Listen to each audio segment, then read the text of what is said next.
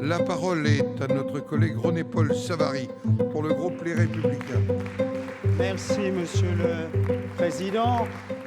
Ma question s'adressait à Madame la ministre de la Santé au nom d'Alain Milon, au nom de la Commission des Affaires sociales. Elle concerne la prise en charge des insuffisances rénales chroniques et notamment à La Réunion, où il y a un certain nombre de problèmes manifestes avec un centre de dialyse. C'est une question d'actualité pour laquelle nous n'avions pas eu de réponse il y a quelques mois lors du PLFSS 2018, mais qui reste toujours d'actualité. On le voit bien, les difficultés de prise en charge des malades dans les hôpitaux. On a vu le CHU de Toulouse, quand les activités augmentent, les moyens diminuent.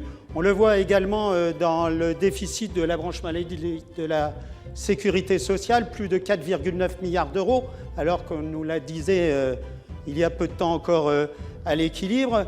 Donc les questions sont précises, Monsieur le ministre.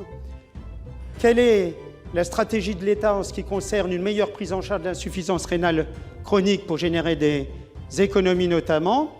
Et deuxièmement, quelle est la position du gouvernement? Quels ont été les actes qui ont été faits par rapport au scandale du centre Orare? Pour vous répondre, la parole est à secrétaire d'État en charge des relations avec le Parlement, Monsieur Christophe Castaner. Monsieur le ministre. Merci, Monsieur le Président, Mesdames, Messieurs les sénateurs, Monsieur le sénateur Savary.